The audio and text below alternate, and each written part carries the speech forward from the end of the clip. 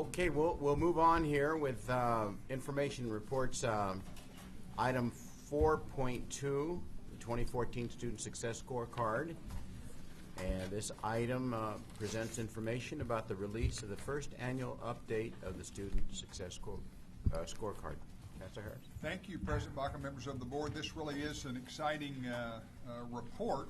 As the board remembers, at this time last year, we rolled out for the first time the Student Success Scorecard, which was a evolution from the old ARC accountability system.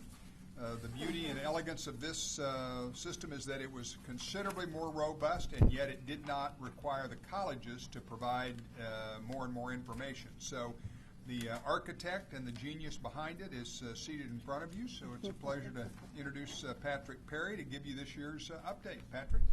Thank you, Chancellor. Good afternoon, President Baca and Vice President Baum and members of the board and new members of the board. This is our first view of the 2014 Student Success Scorecard, which came out here mid-April. You do have a handout. You can't see the screens there.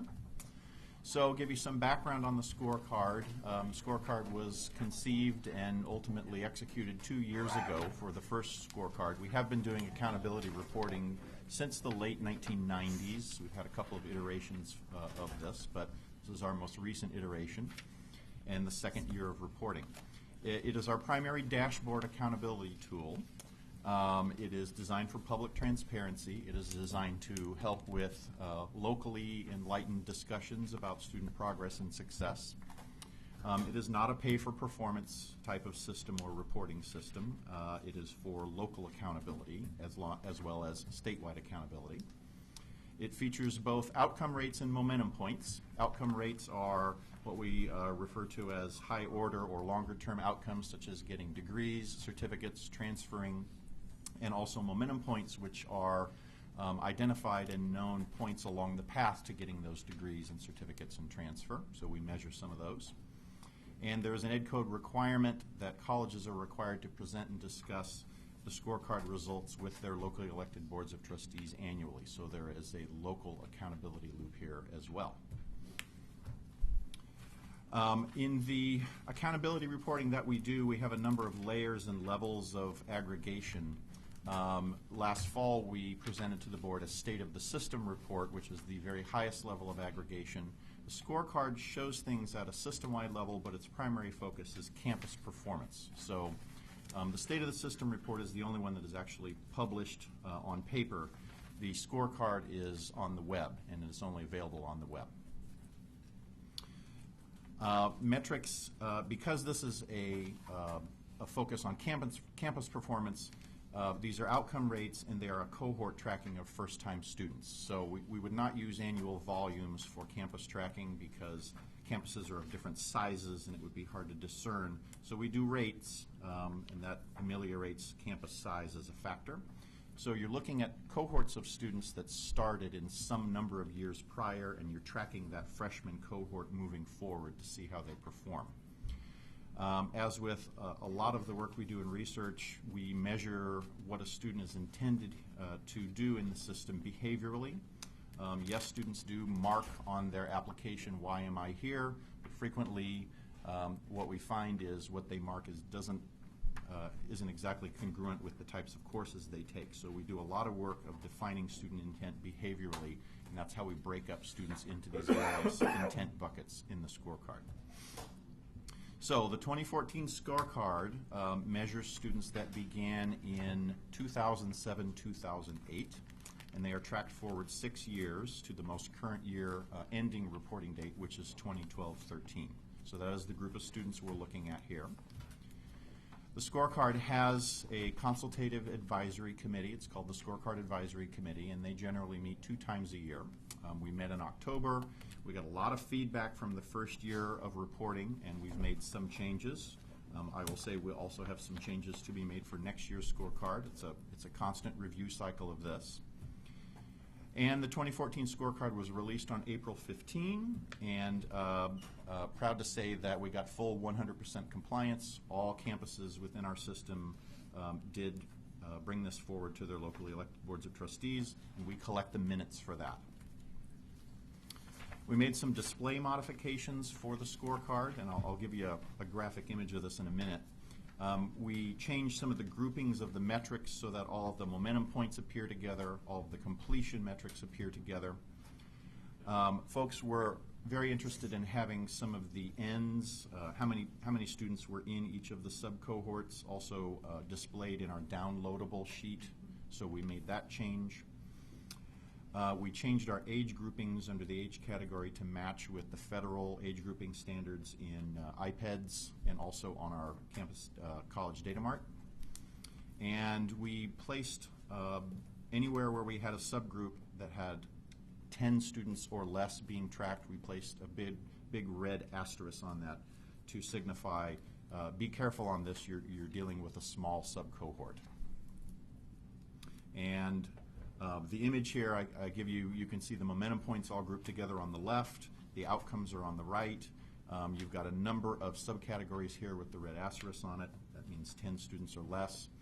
You'll also note a lot of our metrics are broken down by whether the student came to us fully prepared, meaning they never had to take any remedial courses, or they came to us unprepared, meaning they took at least one remedial course in math or English in their collegiate history. And then you've got an overall figure over on the right. And I'll talk more about that in a minute and show you some trends. So this class that began in 2007-08, what was unique about them was this was the largest first-time freshman class in the history of our system. This was our peak enrollment. This was our peak funding from the state. And the one thing about this group is pretty much everybody got in, and then as soon as they got in, they were hit with 5 consecutive years of budget cuts, declining budgets, course offerings slashed about 25% over the course of their academic history, and I would say, looking at some of the results, this probably affected them. They actually fared better in shorter term outcomes and in some of the momentum points, but when we got to the long-term outcomes, they actually started a decline. And you'll see some of the numbers in a minute. So I'm going to go through the metrics and look at trend. So the first momentum point that we're going to look at here is what we call 3-term persistence rate. By definition, this is the percentage of first-time degree or transfer-seeking students, defined behaviorally, that enroll contiguously for 3 primary terms upon entry. So start in fall, you must be enrolled fall, spring, fall. If you start in spring, you must be enrolled spring, fall, spring. And for the group of degree and transfer-seeking students, you can see this number is actually on the rise for this cohort. It is higher than the prior cohort. It's 2 years of improvements on that. So in general, this group did slightly better than prior groups as far as 3-term persistence. That's good. The next momentum point we look at is what percentage of that same population accrued 30 credit units within 6 years upon entry, so roughly the halfway point to an associate's degree. Also a momentum point. You can see the results of this also show slightly better than the year prior, shows an upward trend. So once again, students are getting to these momentum points better than in prior cohorts. Third momentum point here we look at are the remedial sequence completion rates. So we've got an overwhelming number of students in this cohort that are taking some type of remedial course. This metric looks at the percentage of first-time enrollees in remedial courses that successfully complete their entire remedial track within 6 years of enrolling in their first remedial course. So if you take a remedial math, you would be counted successful here if you cross the degree applicable or transferable math course, English to English. ESL also moves into the English path as well. And if you look at the results here, this is actually one of the best results we have going on in our system. All 3 of these tracks, math, English, and ESL, are all showing increases over time. All 3 of these had increases over the prior year. This is a very, very good thing given that this is one of our high focus areas for the system. So, that being said, we get to some of the longer term outcomes for this cohort. We track one group in here that has a longer term goal of getting a CTE program completion. Defined as first time CTE program enrollees that earn any of the big three outcomes within 6 years of entry. You either earned an associate's degree or certificate, you transferred to a 4-year institution, and we have very good transfer matching data for this, or you became what we refer to as transfer prepared, which is a proxy for being ready to transfer. Did you earn 60 CSU or UC transferable units with a GPA of 2.0 or greater? When we look at this group and getting these longer-term, higher-order outcomes over the course of 6 years, this particular cohort begins to drop from prior cohorts. Okay? So they're making all of their momentum points, but when we get to the longer-term outcomes, pretty sizable drop, 1 full percentage point for this group. Next group we look at for longer-term outcomes are students that came to us seeking a degree or transfer, which is the biggest chunk of our students. If they earned any of those outcomes within 6 years of starting, degree, certificate, transfer, transfer prepared, same outcome. We were on a steady incline over prior cohorts, and for this particular cohort, it dropped a full percentage point. So these are not, small cohorts. A 1 percentage point drop is actually decently significant for the ends of this size. So of course we begin drilling into this and trying to figure out, okay, what happened to this group? I mean, obviously they were hit with budget issues as well. Know full well, too, that 75% of this degree and transfer-seeking cohort needs remediation. When you look at the bifurcation here between outcome rates, between prepared students and unprepared students, whereas the overall rate is 48.1. If you come to us needing remediation, you have a 40% chance of getting through. If you come to us not needing remediation at a collegiate level or math and English, 70% of those students make it through. It's a pretty wide gap. You can see what remediation does. The trend for all of these is the same. They're either going up at the same time or going down at the same time. So we answered the first question we wanted to ask is, well, did we lose ground just in one of these two groups? And the answer was no, they all went down. Next thing we looked at is the distribution of outcomes within these groups. And if you look at this table, what this tells you is for all the students that got an outcome in these cohorts, degree, certificate, or transfer, what percentage of them got each type?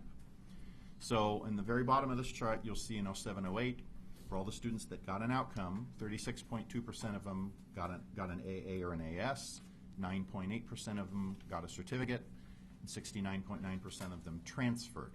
But if you look at the trends behind this, the trend of getting an AA or AS has been going up, which is good. The trend of students earning certificates has been going up, which is good. But the trend of students within the cohorts whose outcome is that of transfer has been going rapidly down. And transfer is the overwhelmingly large outcome for this group. So this is worrisome. And as it turns out, this is also an effect of budget. CSU is our biggest transfer partner. Just to give you a size and scope of this, we transfer about 55,000 students a year to CSU. We transfer about 14,000 to UC. So it's our largest transfer partner. If you look at the annual volumes of transfer to CSU over the course of this cohort's academic life, 0708 forward, it's a pretty volatile time period to be attempting to transfer to CSU because they had bad budgets, and when they have a bad budget, our transfers have a bad time getting to CSU. If you kind of add up the numbers here, if the norm here is about 55,000 transfers to CSU a year, they went 54, 49, one hideous year in the middle of it, which is the peak year for students, 37, back up to 56, down 51, and then down again to 44. That's about 30,000 missing seats for our students in the transfer pipeline, and they just weren't there for this cohort moving through. So it does not surprise us to see that this cohort was greatly affected by what CSU's budget was looking like at that time. Some of these students did make it to other transfer destinations. Other sectors picked up a little bit here and there, but it certainly could not cover what CSU was deficient. Okay, next steps for the scorecard. Folks have 1 year in which to present this to their boards. The advisory group will meet again in fall and go over other information or other questions and comments from the field. We'll review the metrics again, see if we have to make changes. We've got some added information that we think we can potentially integrate into the scorecard. Recently, we've negotiated a data match with the Apprenticeship Council, and we now have a file that we're beginning to look at to show which of our students got licensed or went through apprenticeship programs or got a apprenticeship certificate, and we could potentially use that also as a high order outcome. We're still working with the CTE world on a concept called a CTE skills builder. So somebody that comes in, takes a number of short-term CTE classes, maybe 1, 2, 3, but is not in line for getting a degree or certificate, but they certainly do show a wage gain in some of their outcomes. So we're trying to identify those pathways and clusters of what students take. And a few years ago, we began first collecting data on a student's first generation status. Am I the first person in my family to have gone to school? We collect that. And we may be to the point where some of our short-term outcomes, we might be able to throw that in as a demographic variable shown onto the scorecard. Finally, one thing to add, there's a second thread going on here, which is setting goals based upon scorecard outcomes and a few other metrics that we've identified for goals. And this has been to the board once. This will probably come to you in the next board meeting or thereafter. And we're also waiting on some legislation to also pass that may guide us where the state wants to go with goals as well. So look for that in the future. So with that, any questions, discussion? Very good. Thank you. Before I go to Member Belansky, quickly on the, you mentioned the apprenticeship database there and fitting that into the scorecard. Now, when you get something like that, we're talking also about job placement, right? And how does that fit into the salary surfer versus using it here? How do you generate the data or input the data so that it's retrievable? Which one? Sure. It accommodates both. In the scorecard, we're generally measuring the student outcomes that are occurring at the campuses, aside from the transfer to the four-year institution. Sure. Job placement is something that we can only proxy with EDD data. We show median wages in the salary surfer, but we cannot really show what percentage of students are placed into jobs or who get jobs because there are too many holes in the EDD database. Military is not in there, self-employed are not in there. And you also have the secondary issue of, okay, what is job placement, and does it have to be in the industry that is associated with the occupation? So it's still just a little bit too gray for us to be able to do that. And I understand that, but I was just wondering about the apprenticeship database that you're referring to. So the apprenticeships would be, evidently the state has a master database of students who have applied for, I guess it's a license. Right. Or and that is something that, it has SSNs and we can match up with it. It doesn't necessarily mean that they have a job, but it does mean that they have completed something that might be equivalent to our own type of certificate if they didn't get a certificate from us. Okay, I see what you're saying. Okay, good. Member Belansky? Just a few questions. Well, before I even have a question, I do advocate for the CTE skill builder because that happens too much at the colleges where students complete the courses they need to get a particular job, keep a job, or advance in a job. We know that.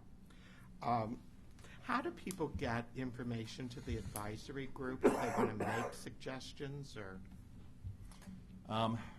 Technically, anybody can contact myself or the scorecard.cccco. There's an email that is directly directed to scorecard. There's a lot of different venues. I mean, researchers. The scorecard advisory committee is essentially similar to consultation council, so through your groups. And the only other comment is with regard to transfers. I mean, I still think with the associate degrees for transfers, we need to get the CSUs more to line up degrees at their institution that are where students can transfer, rather than, well, no, we don't have any degree at this university that matches the associate degree for transfer, because I think students are starting to get the information of the value of them, but then it's not as valuable when you go to transfer and you suddenly realize, oh, I've got to go to a CSU in Southern California when I was hoping to go in the same because of the alignment. And the thing we were sent on the UCs about trying to increase the number of transfers of students from the community colleges versus the first year, how do we get into that more? Because that is a great idea. Well, we're not only with the UC, but with the private colleges in the state. We're working in both those arenas to try to, the privates came to us, and the UC, of course, is working on a program to enhance transfer. In both those cases, we're trying to get them to begin to move toward the associate degree for transfer concept. Now, it's going to take a little bit of time, but in the best of all worlds, a few years down the road, that would be pretty transparent. And frankly, as these students begin to earn these degrees, even if they decide to go out of state to public and private institutions, if they have a California associate degree for transfer in their hand, we think those are going to be pretty portable degrees. Member Edison?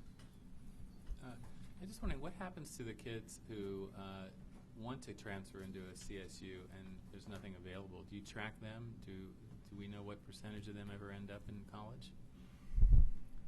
I might ask Linda also to comment on that too. We have the capability of tracking them. We haven't done a full-blown study necessarily on where they've gone. I have a feeling some of them delay. They stick around in our system for some period of time. Some end up in other sectors, out of state, for profits. And I have a feeling some of them just end up not transferring anywhere, but we actually haven't quantified that study. Member Solano? Yeah, I know this data really stands alone, but as a new board member, it'd be interesting to be able to take the slide that's annual CCC transfers to CSU, where you're showing the reduction, that steep drop from 2008 to 2010, 49 to 37,000. It'd be really interesting to see two columns next to that, which is the budget reduction for the two systems. So you can really correlate that. Likewise, on the previous slide, the outcome issues completion / CTE rate, same thing, because we know that's what's going on. But it would be really good to remind people, because this 2007-08 cohort was the peak of enrollment. It's the last pre-recession class. It is. And 2009 to 10 was the depth of the recession for California. So even if they got a degree, even if they completed a certificate, the chances of them getting placements were extremely low in California. So it's just a nice, rich piece of data, and I don't know if that's something you're going to want to post at some point, but it would be useful to, and maybe it's 3 columns, and you have the unemployment rate for California, because it was so devastating at that point. I know there's quite a bit of variability between the different regions in California, but there was a point at which I think Imperial County had a 38% unemployment rate, for example. But it does give you a sense of the direct correlation between the economy, the cuts in budgets for each of the systems. Vice President Baum. Thank you. First, thank you so much for the report. It's so helpful to have data, and then even look at the data that isn't where we're not performing as well as we'd hope, so that we can pinpoint and address. And what I'm excited about is, in the wake of the Student Success Task Force recommendations, we'll then be able to hopefully track the impact of some of the reforms that we've made, to see, hopefully, they've had correlating impacts that can be documented through the data before. I had one question, and this is just about, in the board packet on the page 3, you had a Cal State numbers of 35 and 33,000, but in the slide you gave us are 51 and 44,000, and I just wanted to see if there was one counted one thing one way and one counted something another way. It said the student success scorecard trends for all colleges. I'm not sure. Yeah, I'll bring it over to you. Okay. And then it said in the one in the packet, in-state private transfers actually dropped in the same period, and I was trying to see whether I thought privates were absorbing more of the demand, and what might have led to the drop in-state private transfers in the last two cohorts as well. Okay. So, on here, as opposed to what's shown in here, the slide that I just showed, annual CCC transfers to CSU, that's an annual volume for that particular year. What's shown on this are the total number of transfers for that cohort that started in 07, 08 for their entire academic. Yeah, one's a cohort and one's a snapshot. Right, okay. Okay, so at the end of the cohorts, the one that ended in 11, 12, it had a higher number of transfers, even though it had a lower size. Okay, that makes sense, too. Okay. Which also makes me want to see where can we track, because I saw an article that the chancellor shared with us earlier, too. There are some tracking that shows that students who come from community colleges are actually having high degrees of success when they get to the four-year universities. And so I hope that we continue to track that as well. We definitely do, and so does CSU and UC. I can comment on your question about the in-state privates. Our classification and categorization, in-state privates include basically anything non-public. So that includes places like National, which is a nonprofit, but also includes for-profits that are in-state. The biggest for-profit is University of Phoenix. And during the middle of this cohort's lifespan, we had a precipitous drop in the annual volume of transfers to the University of Phoenix because that's when they were hit by the feds with some recruitment practice violations. 10, 12 years ago, we were transferring maybe 2,000 to 3,000 students a year to Phoenix, and we reached a peak of almost 10,000 students a year to the University of Phoenix, and then it's backed off to about 7,000 a year. So their presence is a little bit less. So that accounts. Are the in-state nonprofits absorbing some of the bulge in students that can't find space? Not a whole lot beyond their normal growth pattern. Right. It wasn't like they expanded. Actually, out-of-state publics did. If you look on here, right. If you look at our annual volumes of transfer, Arizona State cleaned up. Yeah, I've heard of a lot of students going to Arizona and Oregon and Texas and Colorado. Yep. Arizona State, Northern Arizona, UNLV, UNR are the big ones. Well, I'm grateful for the chancellor's comments, too, to hear that the in-state privates are also working on that transfer pipeline as well. Yep. Member Malumed? I had a question along with Board Member Estolano. Annual CCC transfers to CSU. You know, we all heard in the news that the CSUs and UCs were taking a lot of out-of-state students and foreign students. Do you have any sense of the numbers of those students? Do you think, were they large enough to impact this transfer? I just don't have a sense of that. You know, I think I've spoken with both leaders of those two systems, especially UC, and UC's theory behind their increase in out-of-state and international is twofold. First of all, the diversification of their student body and the belief that students from other countries and other states make the educational experience more robust for the students. But specific institutions, and UC Davis is a great example, added an extremely large number of international students with the belief that they could then take the profit and offer more in-state student opportunities as a result of that. And in fact, they can track that they did some of that they actually took more in-state students because they made enough money on international students that they could utilize that money to offer more courses. But I can tell you that is a concept that the public is not very keen on. They don't understand, my son or daughter can't get in, and yet you let somebody in from X, Y, And Z. the reason I ask it is because of our associate degrees doing well, and students are, as you said, going to need more seats at CSU. Is that a large number of students? That's why I was asking. Well, I don't know have a sense of system-wide how big it is, and frankly, I think the opportunity for us to see our transfers to the University of California increase dramatically are pretty remote.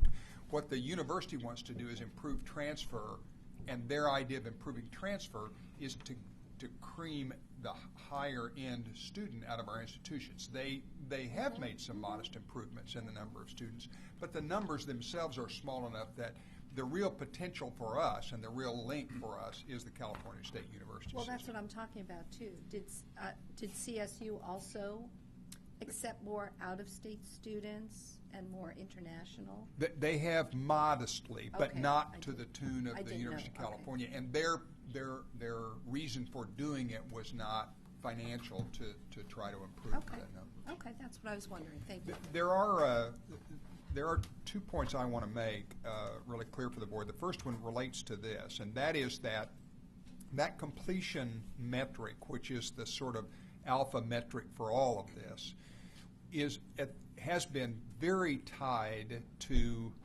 the CSU's ability to accept our students. And so those dramatic upswings have a real impact on that completion number.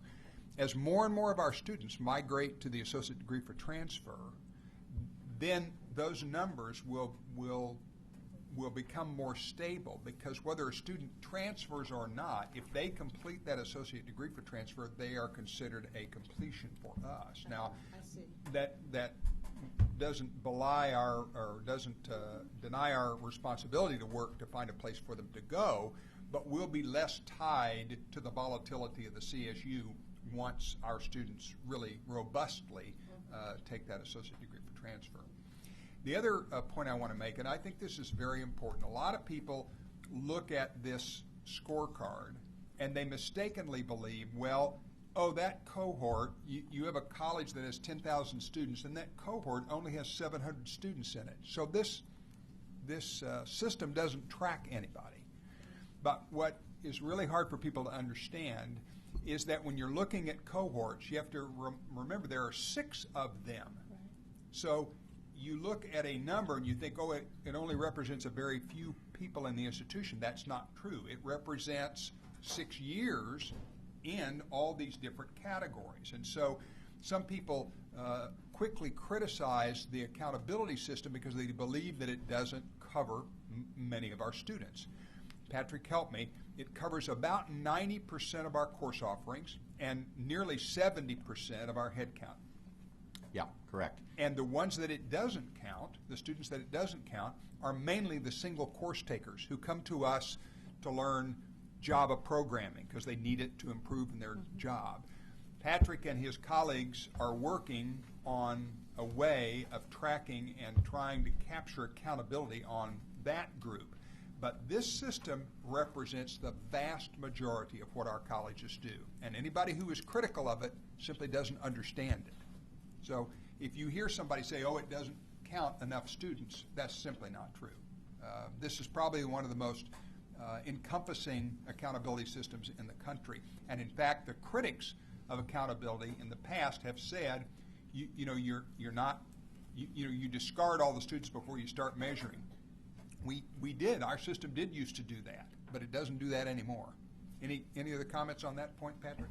Yeah, I mean, the cohorts have pretty low thresholds and bars of behavioral intent, frequently as low as 2 classes. Really, we're just getting slightly above the single course taker in defining who can get in and tracked for some of these cohorts. So it is roughly about 2/3 of any head count of any first-time freshman class, of which we already know about 1/4 of our head count are single course takers. So there's not a whole lot missing. And as you said, when we track that over time, who's being tracked in the scorecard, it was about 90% of our total FTE. I just want to again thank Patrick and his staff. This is a remarkable tool, one that we can be justifiably proud of, and it doesn't hide any of our awards. If we've got problems, they show up right here, and that's why we're working on them. Thank you, Vice Chancellor, for Thank your work, your very exemplary work. Appreciate it. Thank you. Thank you. We'll move on to public forum. Jerry, I don't have any cards for public forum. No cards for public forum.